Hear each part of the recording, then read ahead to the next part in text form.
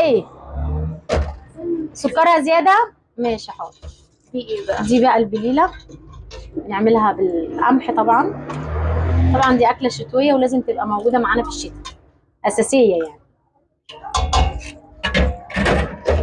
طبعا اكله سخنه وبتتقدم سخنه. والطبق ده بليله ولبن كده عامل 25 جنيه. سر ذوبان البليله وانها تبقى بتدوب في البيض. تسويه كويس، اهم حاجه تكون التسويه كويس. عايز قرفه؟ طبعا انت عارفه ان القرفه بقى من الحاجات اللي بتدفي في الشتاء. صحيح. ف...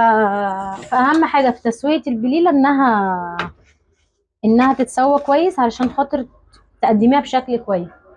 طبعا وده بسبب النقع، ان انت مثلا تنقعيها قبلها وتخليها تاخد سواها براحتها.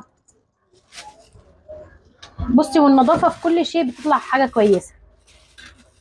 دام الحاجه بتتغسل كويس وبتتنضف وتتنقع، فكل حاجه بتبقى كويسه. نتكلم بقى عن الزبادي، ودي حاجه من الحاجات المميزه عندي يعني. يلا بينا. الحمد لله. طبعا ده ورث احنا اتكلمنا فيه قبل كده، واخدينه وورثينه من جدي الله يرحمه، والمحل من سنه 36 بنعمله بنفس الطريقه. دلوقتي طبعا عشان التطوير والكلام ده ما بقيناش نعمل زبادي طواجن كتير. بقت الطواجن دي يعني زي حاجه كده زي الفاكهه، فبنعمله على الفحم زي ما انت شايفه كده طاجن الزبادي. وكل سنه وانت طيبه، موسم رمضان داخل علينا بقى، وشغل الزبادي ده اهم حاجه عندنا. تستعد ازاي لشهر رمضان؟ طبعا بنحضر الاول التوضيب للكميه اللي احنا هنعملها، لان طبعا شغل رمضان شغل مختلف بالنسبه للزبادي. فاحنا بنحضر اكتر شغلنا، واكتر حاجه بنركز فيها هو الزبادي عشان السحور. بنشتغل من بعد المغرب لحد صلاه الفجر. نسحر. بنعمل الزبادي ونحضره طول النهار عشان بعد الفطار نبيع. الزبادي لو في ست بنت بتتفرج علينا وعايزه تعمل الزبادي زي بتاعك او قريب منه هتعرف؟ هتعرف ما شاء الله. دلوقتي كل حاجه على اليوتيوب بقى، الدنيا سهله يعني.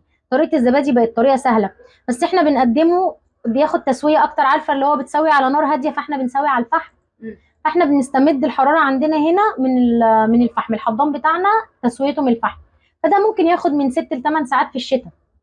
بس بنطلع كوبايه زبادي، طبعا جوده اللبن جوده عاليه عشان خاطر تقدري تطلعي كوبايه زبادي بوش كويس ويكون يعني بالمنظر ده كده. بصي، تطلعي كوبايه زبادي ما تتقلبش.